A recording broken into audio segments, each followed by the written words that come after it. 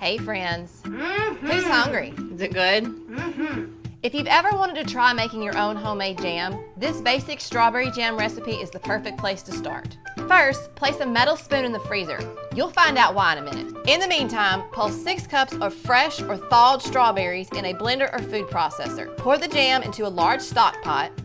Then add 1/4 cup of bottled lemon juice and 3 tablespoons of low sugar powdered pectin. Stir everything together. Then add 1 teaspoon of butter and bring the mixture to a hard rolling boil.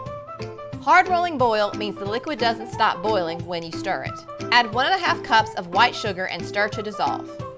Continue to boil for 1 minute, stirring constantly, then remove the pan from the heat. Now about that spoon we stuck in the freezer. I'm going to show you a quick way to tell if your jam is going to set. Dish out about ½ a teaspoon of your jam and drop it into the middle of your frozen spoon. Give it a few seconds. If the jam on the spoon thickens, your jam will set once it cools completely. While the jam is still warm, ladle it into glass jars. I like to use 8-ounce jelly jars. Leave a 1/4 inch of space between the top of the jar and the surface of the jam.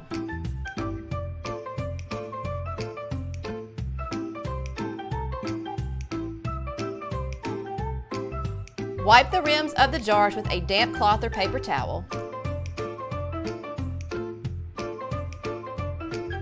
Then secure the top with a lid.